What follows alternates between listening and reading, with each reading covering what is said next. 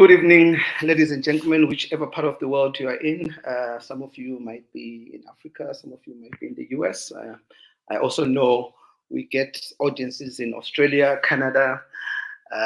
Some of you might be watching on Nehanda Radio. Some of you might be watching on Glawai 24, Sakane. Some of you are watching on my personal profile. I want to welcome you to the Inspirational Zimbabweans.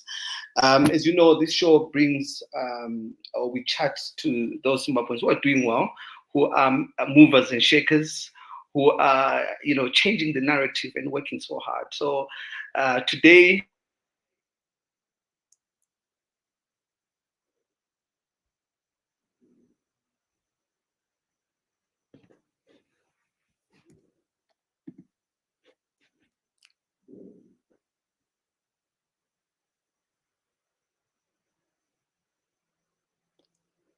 I think I've lost you there, Conrad.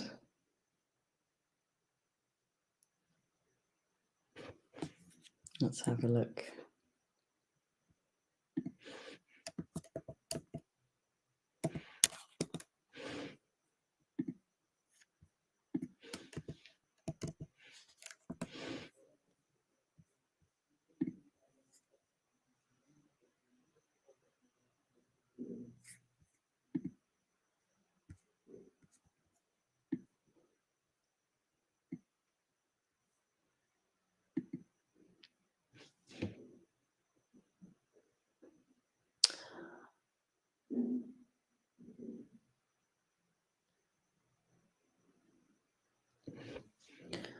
I think we're experiencing some technical difficulties here.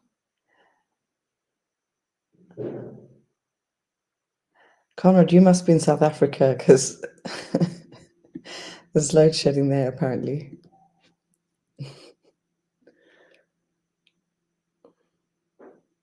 Let's have a look.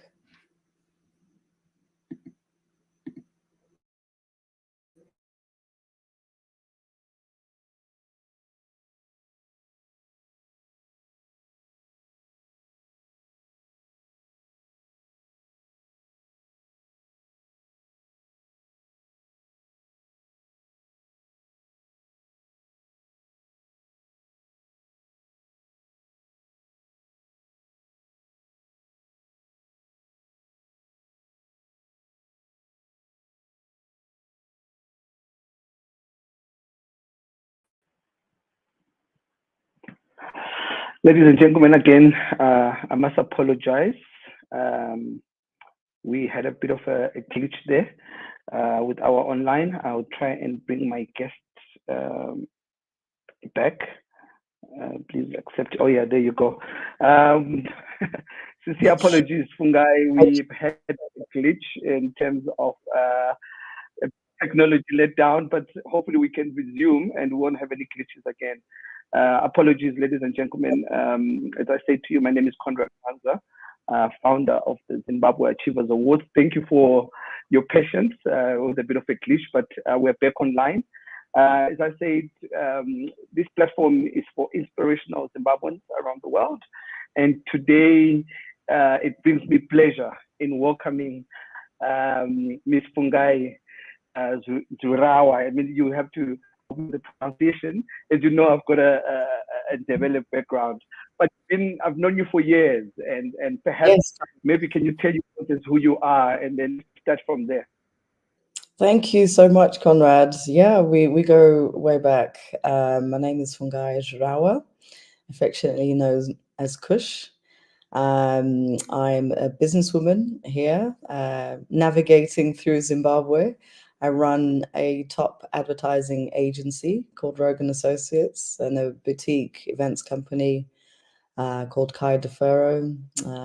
I also sit on several boards. I'm a mother of two, and I'm from Manicaland, Ndinoyera Meta. So yeah, that's in a nutshell. No, that's brilliant. That's brilliant. Harare. Yeah. Okay. No, that's good. I mean, maybe let me take us back to the times when you're in the UK. Yes. maybe we can reverse. So tell me about your journey, because I know you started in the UK and you eventually ended up in Zimbabwe. Maybe let's start back then in the UK. When did you go to the UK? What's the history behind the UK before we can even take on a journey on the Zimbabwean side? Sure. Well, I was born in Zimbabwe, born in Bulawayo actually, born in Bulawayo, and then my parents moved me over that side when I was 4. So I was raised in Southeast London, and did all of my education there, higher education, and until I think did my university there as well at Brunel University, studying media and communications. And I think we always used to come back to Zimbabwe as a holiday. And then as a young adult in my 20s, my cousin actually doing quite well in Zim said, "Look, you're doing quite well," because I'd already started my ad agency to my PR agency right in my final year of university. And I think at that time, that's pretty much near when we met, actually. It was actually quite a long time ago. I think that time organized, I was doing the PR for the Screen Nation Awards, which is the equivalent of the Black Oscars, I guess, in UK. Yeah, at that time. And I think you were doing the Zim Achievers back then, connecting. I'm sure it was Taponetswa Mavunga that introduced us. I think at that time she was still at Atlantic, if I remember correctly. But yeah, when you're Zimbabwean and you have a Zimbabwean name, it's quite easy to get excited when you see people, executives in big companies. So I think that's how we connected back then. But yeah, that's pretty much my journey. So I came back. I came to Zim for the first time in 2006. That was terrible timing, and then I went back. I can imagine.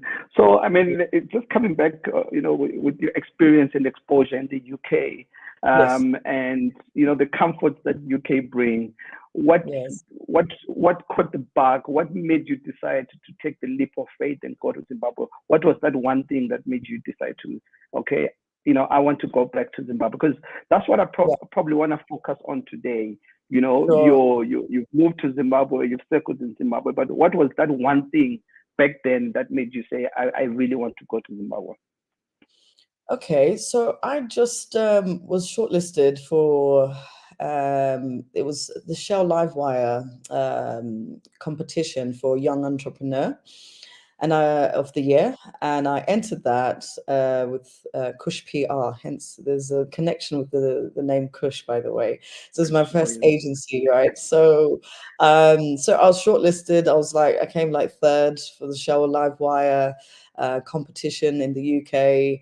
And through that, my cousin just said, "Look, come back home." And I just visited Zim. And at that time, my first office had a small little virtual office, in Mayfair, which had those, sort of hot desking sort of facilities. And, I think I was probably 22 or 23 that age. And, when you're that age growing up at that time, there were not that many Zimbabweans in the UK, but our community, like with my parents, they and their friends and cousins, etc., of my parents, there was a tight, close-knit community of Zimbabweans. So I didn't grow up in. It's like, I grew up around 6 families like Zimbabweans in Southeast London. Not like how the UK is today, because there's lots and lots of Zimbabweans now, which is amazing. But I didn't grow up with many Zimbabweans. So when I came to Zimbabwe for the first time as a young adult, I absolutely loved it because, I grew up as a minority Zimbabwean. The blacks that I interacted with, the Black people that I interacted with, were from West Africa and some from Jamaica. I think I might have lost you again there, Conrad, but I'll continue for those that are watching. So yeah, I continued. I actually interacted with Nigerians and Ghanaians, and I sort of had a bit of when you want to find your identity, like where am I from? Okay, Zimbabwe. Cool. Let me go home first and see it. And it was actually my cousin Sifiso Shazo, who's now based in South Africa, that encouraged me to come through. And I absolutely loved it, because if you know anything about Mayfair, there's not many Black people that at that time that were really doing business. And I think that time I was working with, I was Alexandra Amosu's agent, like, for public relations. So I got to navigate through those circles. And if anyone knows Alexander Amosu, he was the founder of R&B ringtones, if you remember the Nokia phones. And hey, Conrad. Yeah, please go ahead. Sorry, go ahead. I was worried. Having I'm one not of those sure days. if anybody heard me, but I just kept talking. Yes, yeah, which is good, because the audience, it's about the Is it audience load at the end of shedding? the Tell day. the Yes, truth. yes. Is it load Yeah, shedding? it is. It is. Oh my God. Those are the joys of being in Africa. Yeah, those are the joys of being in Africa. But please go ahead, because at the end of the day, it's about the guests and they can hear you. Please go ahead. Absolutely. Yeah. Sorry. I just thought, let me just keep talking. Yeah. So if you remember, Conrad, Alex Amosu, and through the Screen Nations, there was a lot that was moving around, but there weren't many, because it was quite tricky as a Zimbabwean, and it wasn't a very common, I think, country to be talking, like, say I'm from Zimbabwe, etc. So I needed to discover who I am, my identity. This is why I'm embracing more my Mutupo these days. Like, okay, this is part of my identity. I'm really, like, proud of where I come from. I didn't know that my Shona is from Manicaland. I discovered that in Zimbabwe. I'm talking my Shona from Southeast London. People are like, Summers. I'm like, but I loved when I loved seeing people thriving, and I was like, wow, this is from where I'm from, man. I need to be here. And a friend of mine bought me a book called Alchemist, and I don't know if you've read it, by Paulo. I always forget the surname. I have. Colo. Yes, I have. Yes. Searching for who you are, and sometimes you're like, wait, I'm from somewhere, so it's my birthright, and knowingly that I was born here, or even if I wasn't born in Zim, I think if just in terms of heritage, I really felt like I needed to come back home. And when I did my work experience, at Granada, and I was the only Black person. In fact, it was LWT, I think, at the time. I got onto an enhanced program working for a broadcast company, and I was like, wow, there's no Black people in media, So I've got a country that I'm from. I've experienced a bit of racism as well, and so I'm now coming back, taking you back a little bit, back to when you went to the UK when you were 4. Had you been visiting Zimbabwe regularly? Is this something that maybe your parents instilled in terms of going back and forth into Zimbabwe? Were you in contact with Zimbabwe, or maybe you decided at the adult age that I really want to go and connect with my country? So which route was it?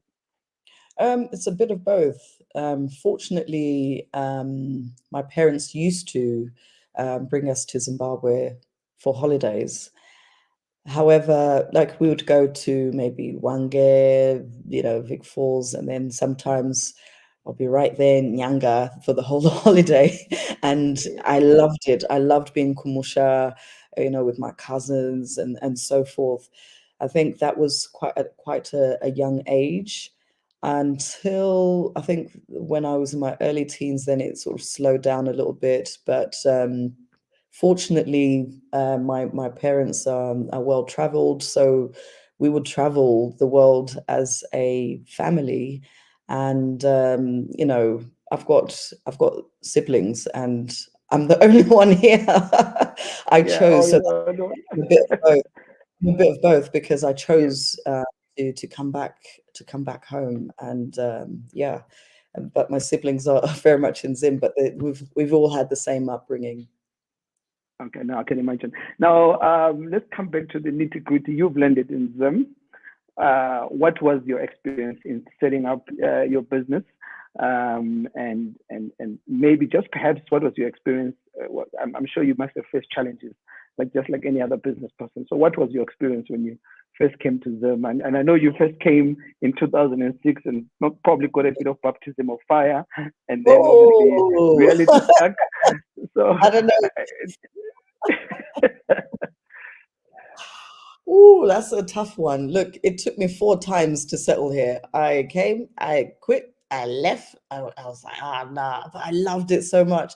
It's taken me 4 times to settle here. And then, if I was to give anyone advice, you've just got to jump into the deep end, man. Like Zim, you've just got to jump in and say, this is it, because there's the comfortability of London, and yes, my upbringing was all right. It's a choice to be here. I'd started my little small agency, but then I also saw that there's so much opportunities if you're hardworking and you've got the zeal to take some knocks because there's a lot of yes, challenges. along the Like I way. said, it Yeah, took me 4 times to settle here, and it was really tough for me because also my accent and yeah, like I came here with people telling me, Shona, you're kind of ginger. Like I'm energy. yeah, stop talking to Shona because I was then insecure. Like then I said nope. I'm just going to speak my Shona, and it's a lot better now. But Yeah, yeah, practice it makes perfect. Yeah, while. It took me a while, Conrad. I think you've definitely seen that. And is there's this thing if you're a diasporan, right? You've got you put all your money together, and then you yeah, trust people as well. And if you don't have a solid grounding of a network here, yeah, like it's tough. So yeah. I learned that So over a period of yeah, time. so when did you then finally settle to Zimbabwe? You know, you've tried 4 times back and Mm, forth, and I guess as part of our audiences, and this is what we this program is about. It just the message here is that business is not easy. It's not a straight road. You fall a few times. You dust yourself. You go back to the drawing board, and then you try again up until you get the formula. I guess that's part of what most of the people that I've spoken about, most of the inspirational Zimbabweans have spoken about. It's about falling, getting up, trying again. oh yeah. So when did you then finally say, okay, I've got a bit of a rhythm. My Shona is getting a little bit better, or even without it, I'll still navigate around. When was that the fourth time lucky in terms of moving back to Zim? Okay, so it was a bit of a mix. So my son is actually a very big reason. I wasn't educated in Zimbabwe, but my siblings were, right? And Yes. I've seen that with the times that my son was at school, business was tough, but he was excelling in school, right? And I thought to myself, look, I'm proud where I come from, where I was raised, which is Peckham in southeast London, right? But that's inner city London, and at that time the catchment they changed the issues around the catchment areas and so forth, and Tendai was going to a private school, and I just thought, hang on, this transition, if I was to also, fork out money for private school in the UK is definitely a lot more Possible. Yeah. expensive. But you know how London is. You can go to private school and that child will still give you attitude. Yes. So I was Yes. like, The no, upbringing is different. Yeah. the discipline and the educational system here in Zimbabwe is I think a Exceptional. privilege. Yeah. It's absolutely a privilege. And I couldn't do that to my son, to just like, nah. So I said, right, he was a big part of my decision making. And then there were other just opportunities where I just felt like, okay, with the network that I have, I could, I think in simple terms, I remember saying this with a friend of mine, that in Zimbabwe you can actually be a rock star. You know, you can be a Yeah. rock star so quick, and in the UK it's harder as a Yeah. black person. You know, and you can be successful. Don't get me wrong, and you know, I think I was on that route to, you know, being a successful black person in business. You know, I'm just saying black because it's not just necessarily being about Zimbabwean. And you know, I just thought that, well, actually, I could probably thrive if I do well and take what I learned at university and the few years that I experienced in the corporate space in the UK and apply that aggressively in Zimbabwe. And you know, and that's what I did. So I thought, okay, let me just change things up a little bit. And I had a very overzealous project of bringing a Gumball 3000 to, because they were a client of ours at the time where we were doing a bit of PR work for them in the UK, to bring Gumball 3000. Well, is actually a former partner of mine that had a direct link, business partner of mine with Gumball 3000. So we wanted to bring that rally for them to drive to the World Cup. I think it was the World Cup at the time, which was being hosted in South Africa. Yeah. Yeah, and amongst other things, then connecting with Bongai Zamchia. So I started a broadcasting link on a radio station here, a commercial radio station here in Zimbabwe, from London. And then yeah, I just said, right, let me just jump in and not do the back and forth, because the back and forth sometimes you know, I lost quite a bit of money Of that money. way. Yes. Yeah, lost sleep. Like about, no, I'll come back to that. So now let's perhaps, and then towards the end, you can give advice to those who want to move back, who are thinking of move back, whether it's a good idea or not. But maybe let's go to the nitty gritty. Can you then tell us what you are doing in Zimbabwe and what you did? So what is sort of like the core business of what you do in Zimbabwe? Okay, so my core business is running an advertising agency, like I said earlier, called Rogan Associates. So we do brand development, public relations, just all things around communications for our corporate clients. That's my daily. And then we do seasonal events through Khaya Defero. And through that, I used to also manage talent. So some people might know Shasha. You know, that was a lot of our work through managing her for 8 years. You know, I've handled also even Shingai Shaniwa. I know that's a Friend of colleague of ours. Yeah. yours. Yeah.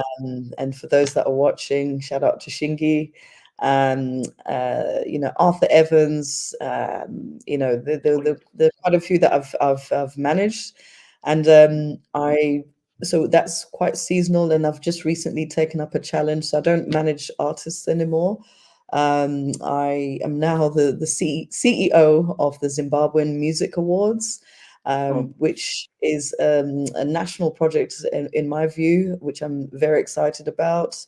I've only been doing that for about a year and a half, and I chair the Advertising Association for Zimbabwe, accredited practitioners in advertising. That keeps me a little bit busy trying to change and fix the advertising landscape in Zimbabwe. And yeah, that's what I do. So I'm a bit of a busy bee. Yeah, no, which is good. I mean, are you maybe allowed to tell us some of your clients or some of the clients that you've worked with, maybe now or in the past? It's a free plug, but generally, maybe some of the clients as an example of some of the people that you've worked with. Sure. We've serviced quite a lot of the clients in the financial services here. FBC Bank, we were part of their digital transformation. We are servicing ad hoc for Bank ABC. So a lot of the work that you see online is our work. Who else? Toyota, Zimbabwe. One of our biggest clients at the moment is Willerton Group. We're doing a lot of their work. They're in the FMCG market there. People, cooking oil is king in Zimbabwe. So,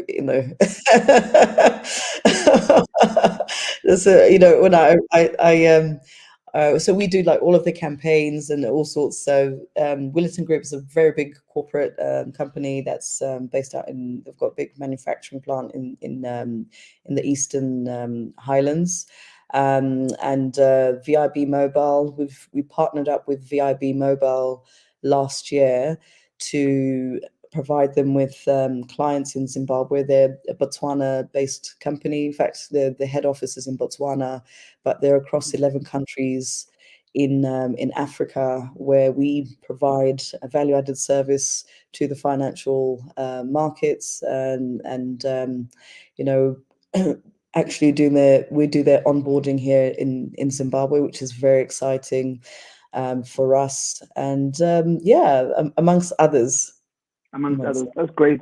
I don't know how inspiring. Yeah, no, that's good. And how many? I mean, how many people do you employ? And perhaps my next question after that, which maybe we can come back to, is a lot of people don't know about advertising and agencies. Is it a lucrative business? For those who might want to enter that sort of business.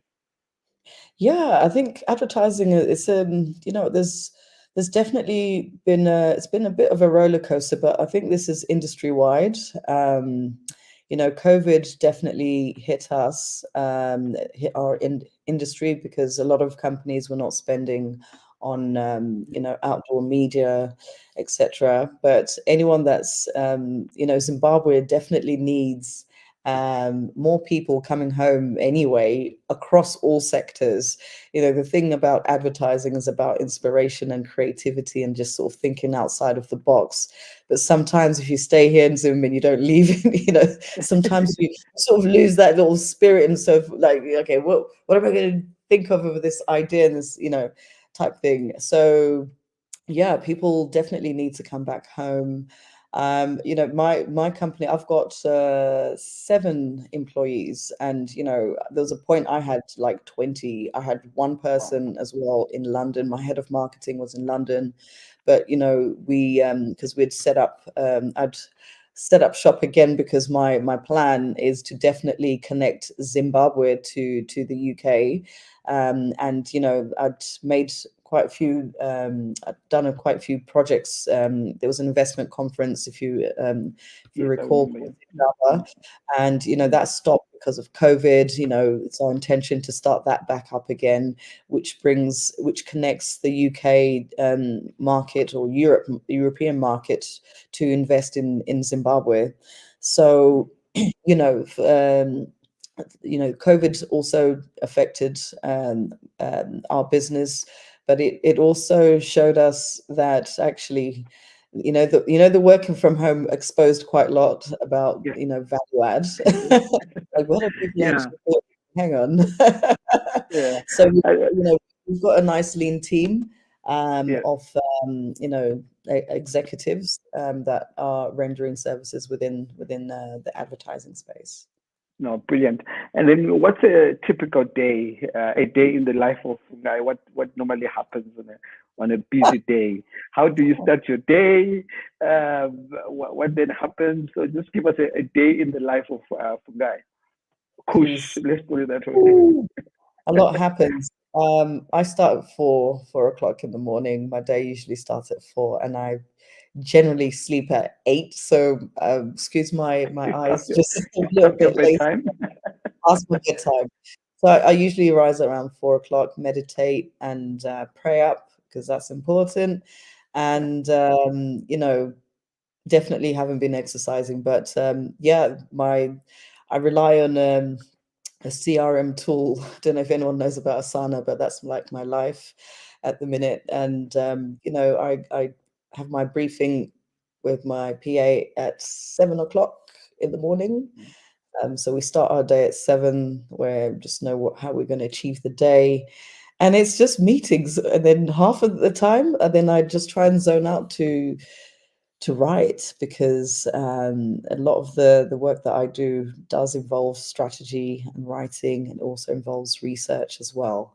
So yeah, I'm definitely a busy bee with what I've shared that I am leading on. Yeah. It keeps you busy and out of trouble. Yes. Very, very interesting. Now, those who are considering coming to Zimbabwe, because we hear a lot of, especially in social media, we've got a perception issue with Zimbabwe. For those who might want to move back to Zimbabwe, what advice can you give those people who are maybe considering, or those people who are out cold and say, I don't want to be in Zimbabwe? What advice can you give those who might want to come to them and settle? Okay. I think you just have to jump into the deep end and live as people do here. If you try to Yeah, live like you're in London, remotely. Birmingham, or Yes. Manchester, Edinburgh, and think that things are going to run like that, you'll get frustrated. And I think simplicity is everything. I came running, and Zimbabwe has got a way of just slowing you right down, and Yes. and just, I think, just being humble. Like Zim needs, you need to be humble here, because the people, the Zimbabweans that have lived here, not left, that have been doing their thing like this. It's also, I found it a little bit quite territorial, and I wasn't educated here as well, so I also faced a little bit of a challenge. In fitting in socially, and that was a bit of an issue for me. And if you are not educated here, then it's take your time. And then if you have been educated in Zimbabwe, there's this whole alumni thing that, this clique sort of type of Yes. thing that happens in Zim. Definitely start off with your peers from school, which is Hopefully, very interesting. Your, secondary school, high school, it's so important here, part of the culture. I would advise people to reconnect with individuals that never left, because they're probably executives here.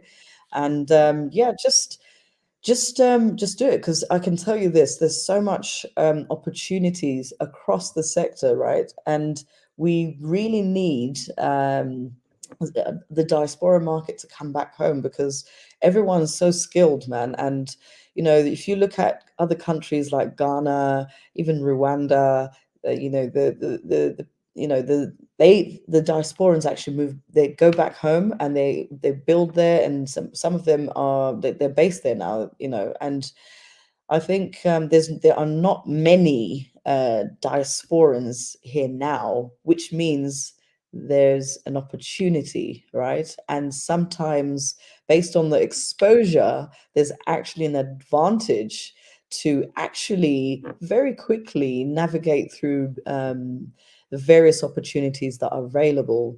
I've found that there's some institutions like ZAA. If you really want to invest, rather go via that route, and you can actually get your company registered very quickly. And as much as there are consultants here, I know that ZAA is doing quite a lot of work in facilitating, just cushioning, like a soft landing for the diasporans. And I think, there are other, projects that are, sort of sprouting just to protect the diasporans, because it's if you don't have that, it's harder. And I think if I probably had a little bit more support from the, business community for diasporans, I think I probably would have maybe it might have taken me two attempts, not four. Not four. No, great. I'll still come back. Just those who are joining us, welcome to Inspirational Zimbabwe. I'm privileged to be joined by a good friend of mine, advertising executive, and we'll come back. There are people who are joining us from Nehanda Radio, people who are joining us from Blawayo 24, people are joining us on different platforms on LinkedIn. Shout out to you, those who are in the US. But for those who, maybe a few more questions, but those who want to get in touch with you, where do they find you? How do people find you? Because somebody else might be interested in coming to Zimbabwe, and you've been in the diaspora, you've had the exposure, you've got the experience. But those then who might be considering coming to Zimbabwe and might want to chat to you, or those who might want to get mentorship and opportunities in Zimbabwe, since you've navigated the territory, how do they get hold of you? Sure. Fungai Kush on all social channels. I'm here to guide, because you know what, I need more diasporans here, because sometimes there's a culture that exists where I can actually give advice, because some of the things here that it's you're like, oh, why, this is unheard of, but I've taken the punches. So I'm more than happy to encourage that, because our country needs it. Our country needs it. We need the expertise, we need the technocrats. So definitely get in touch with me on my socials. Fungai Kush. So is that Fungai Kush all one word? It is, yeah. Fungai, Fungai without the Y, and then Kush, Kush. Yeah. Okay. All right. Please let me know. I'm just showing it on the screen there. Let me know if this we've got it correct. So, okay, those who want to get in touch, maybe do you want to share your email as well, perhaps, or you want to share your website, anything, because there are people who are definitely considering coming back to Zimbabwe. I have spoken to a few people, and they always want to find trusted partners or people who can navigate. And as you know, I've told a lot of people, when they are planning to go to Zimbabwe, do it in the right way. A lot of people want to do shortcuts. They want to employ relatives, and they get burnt a few times. So those who might say, I really want to come to Zimbabwe, please hold my hand a little bit and show me around. And how else can they get in touch with you? 100%. You can send an email to holla@rogue, which is holla, HOLLA @rogue, ROGUE.co.zw. Okay. .zw. So that's the email. Okay, so that's great.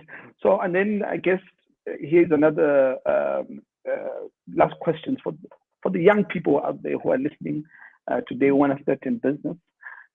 What is the route? What is the easiest thing to get into business?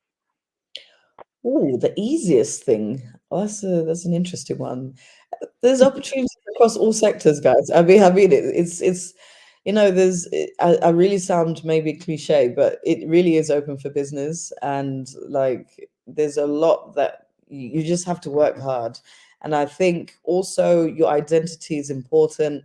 It's taken me a long time to actually understand that our culture is super important. So yeah, be proud of being Zimbabwean and where you're from.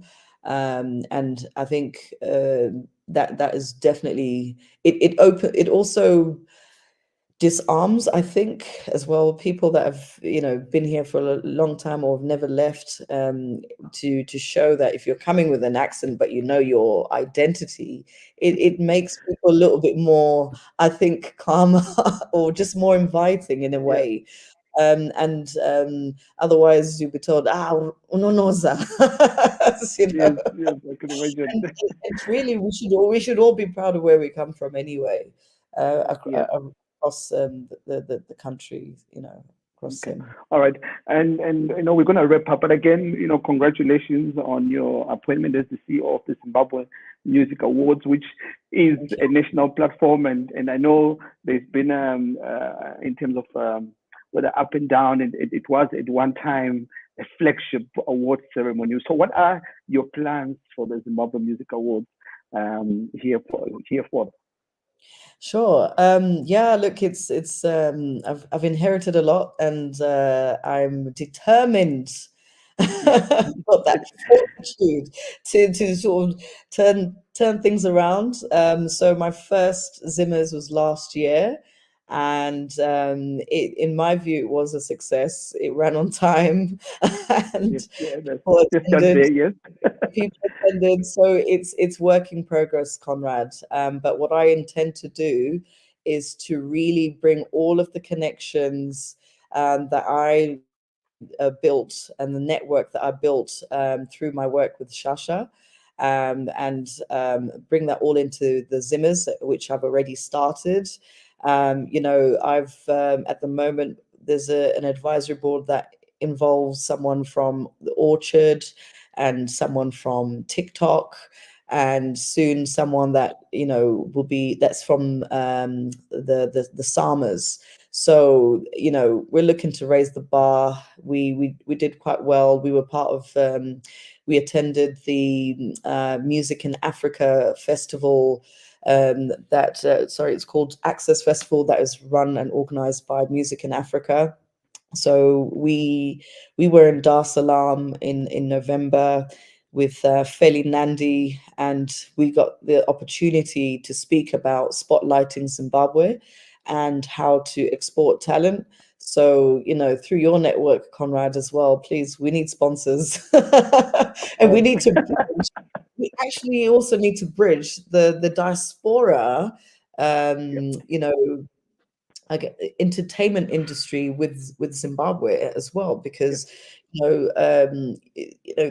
there's so many high profile artists that are not fully known in Zim, and Yep. there's so many Dakari, Bantu, Shingai's been doing quite well. She's been pushing herself here, and others. Simba, there's so many Cool Drinks who's in South Africa.